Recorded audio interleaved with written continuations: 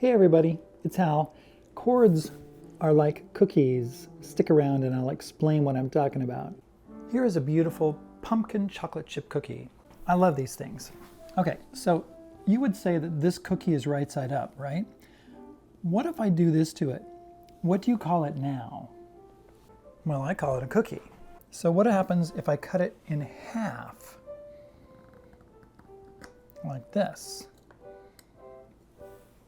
Now what do you call it? Okay, it doesn't really matter what we do to the cookie, does it?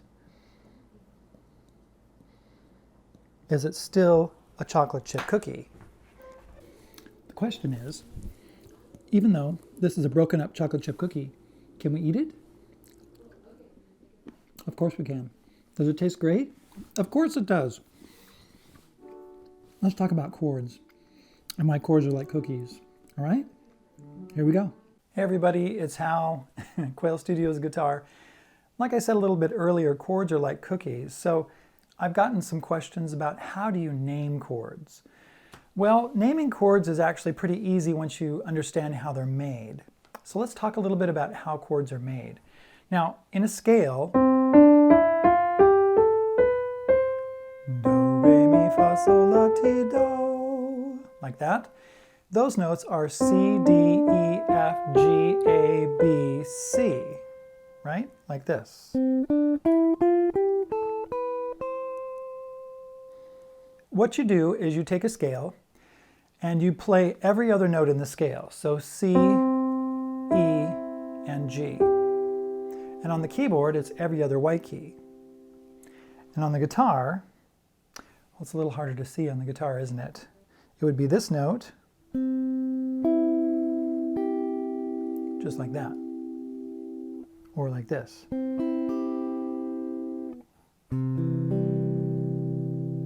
Or like this.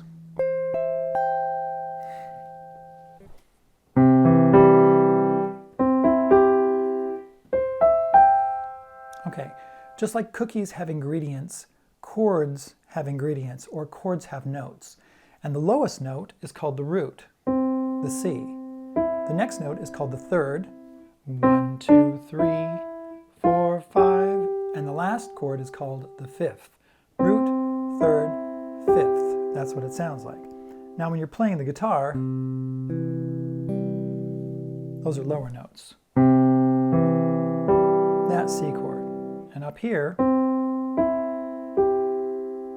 let's see here, right there. And then if I go an octave higher, then I have to come up here and play it there. Just like the cookie, we can turn it upside down. And what I mean by that is we can take the bottom note, like this, and we can put it on top. That's called an inversion. And in guitar, a lot of times people call it slash chords. It's a C chord slash E, which is a C chord with an E in the bass. That's an E and a G and a C. Or you can take the E and put it on top, like this. G, C, E. And if you do it one more time, you come back to C, E, G.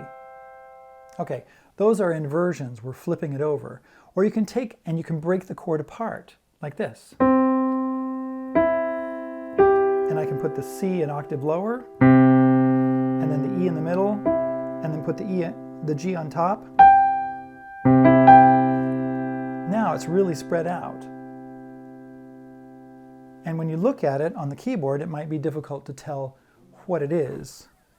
And what you do is you get it as close together as possible. You bring the G down, you leave the E, and you bring the C up, and you look at it and you say, oh, that's a C chord. Now on the guitar, what we have to do is we actually have to find the notes, and you can do this with a tuner.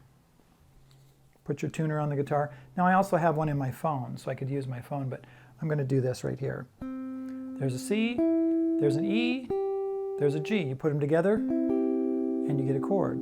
If I take the C and I put it on top, then I've got E, G, C. Okay? And then I could do the same thing. How do I do that? There it is. It looks like a D chord, but it's on the 12th and the 13th fret.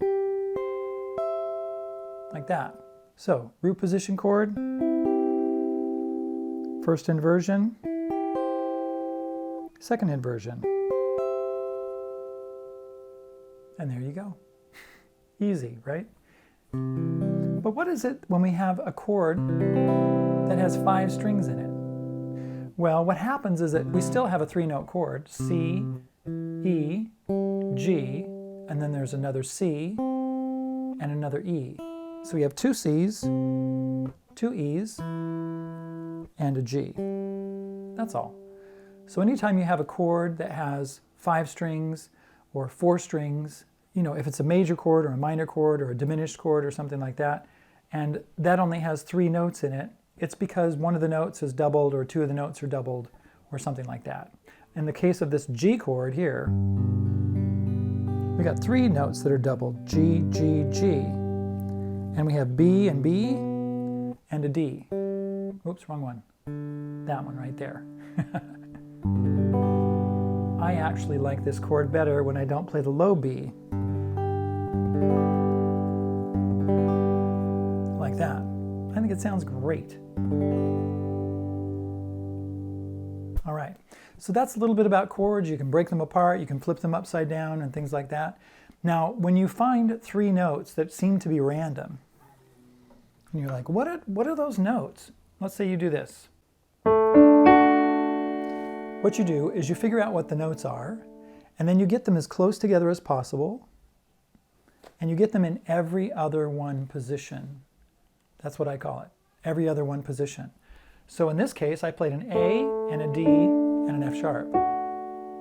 Well, that's not every other one position, because the A is a 4th away from the D, and the D is a 3rd away from the F sharp. So if we flip it over and put the A on top, that's every other one position. D, F sharp, A, and we can tell what kind of a chord we've got. The low note is called the root, and it's called a D chord, and it's a major chord. So you can get this information in my book. At the end, I've got scales, major scales written out, and you can actually go every other note in a scale and figure out major chords, minor chords, and diminished chords. All right, thank you for being here. My name is Hal. You can support me on Patreon, Subscribestar, or you can just find the PayPal link below and you can donate, and I will send you my book, plus updates. You decide what to pay for it. Thank you very much for being here. We'll talk to you later. Bye.